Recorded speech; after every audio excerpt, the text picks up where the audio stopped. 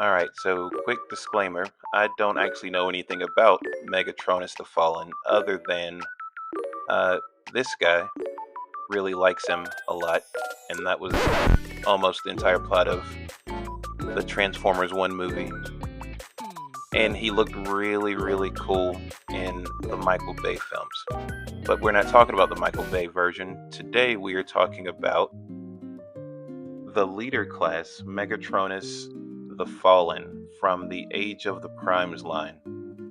So out of the box and looking at the accessories, we can see that he has quite a bit.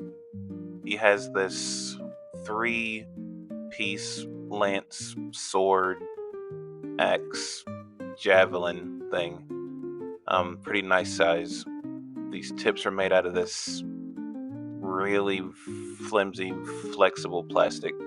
Not quite sure I like it.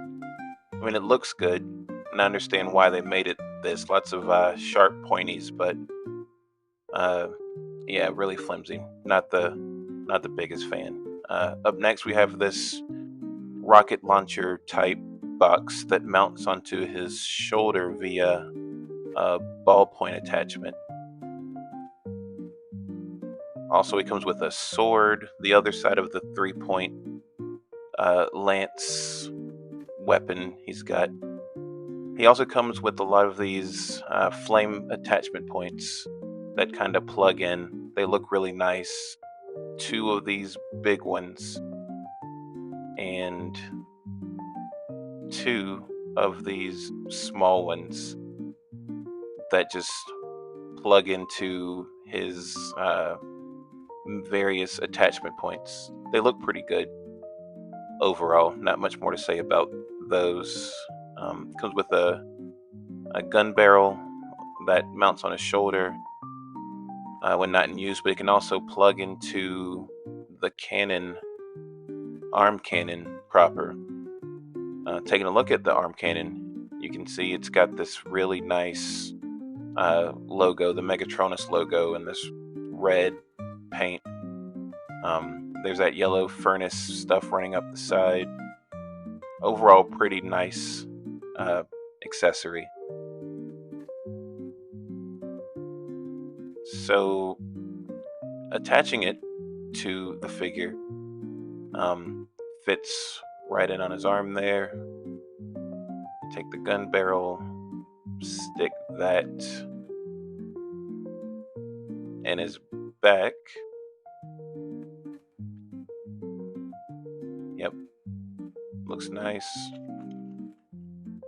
So taking his flame attachments, they plug right into the ports on his back, give him the fiery effect. Plug these other ones into his shoulders, and those look really, really nice. I think the best part about this is all of the accessories seem very well thought out. You can take the lance, fits right in his hand. So yeah, with all of his accessories attached, he looks really, really nice. 10 out of 10. Alright, so taking a closer look at the figure, we have some details. The face has these really nice yellow paint lines to kind of give off the effect that it's glowing. Same on the chest, on the arms, just all throughout the figure. There's these paint lines. If I had to say, is there anything on the back? Not too much on the back, but if I had to say, he just looks like a walking furnace. I think that's pretty cool. His head is on a ball joint, which you would expect. His arms feels like a ratchet, but it's not. Can do this. Can spin all the way around. Bicep cut.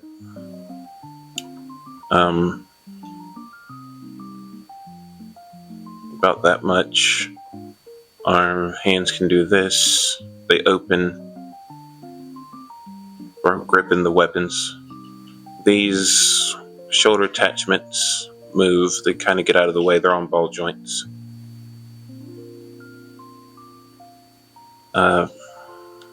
Same on the other side.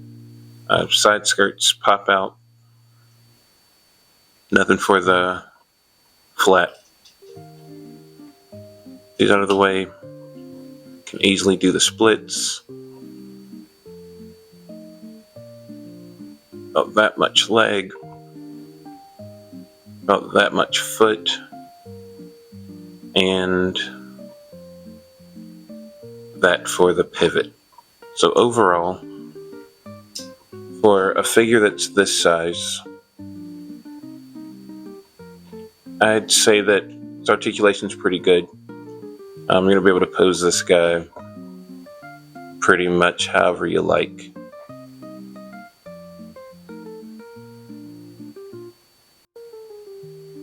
Alright, so one more thing that I want to say before we start the size comparisons is what I really like about this figure is you have no idea just looking at him what his alternate mode is. You know, there's not very much like tank hanging off of him, if that makes any sense. I mean, there's the treads at the back of his legs and the little backpack that will become the other set of treads, but other than that, you know, just a really good designed figure. Needs a nice size too, so I guess we'll use that to move into comparisons, move all this stuff out of the way. So first we will compare him with from Transformers 1, our usual comparison piece, Optimus Prime.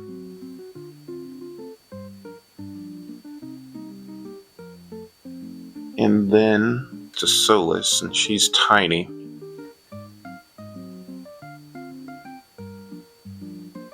Phoenix.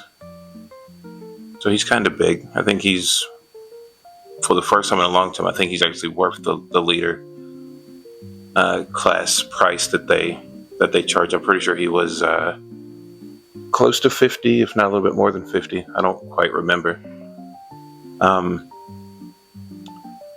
Yeah.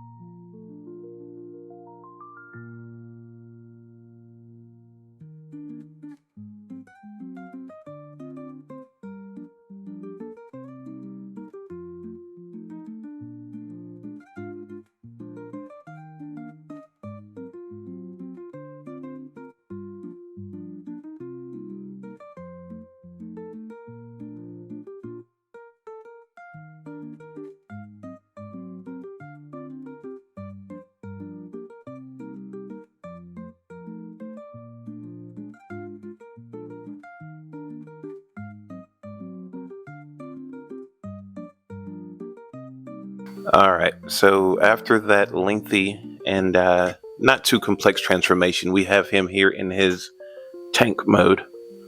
If you, right off the bat, you can see that all the accessories from the robot mode plugs in to all the ports on the tank mode. And all the weapons also store here. Overall, good looking tank. I think it looks good. the Megatronus Prime symbol is visible. All right, let's get him down. He's can roll, right, like most vehicles can, and then the tank thingy has articulation, like you would expect a tank. But you've seen one tank, you've seen them all. Let's move into size comparisons. Optimus Prime. So those guys look pretty good. Not too bad. Not too bad. War for Cybertron, Ironhide. Again, not too bad. It looks good. Solus from the same line, the Age of the Primes. Both purple, both pretty cool. One's a truck, one's a tank. Yeah, I'm still missing Prima from this wave. I haven't seen him out and about, but should I find him, I will get him and review it. Final thoughts on this guy. I think he looks good. I think he's worth the money. He comes with a fair amount of accessories, good articulation. The aesthetics look really good. Yeah, so I think that's about all I have to say for this guy. Let me know if you are interested in seeing more from this line. Maybe let me know what your favorite Prime has been so far, or Fallen, or whatever you so choose. And we'll see you guys in the next one.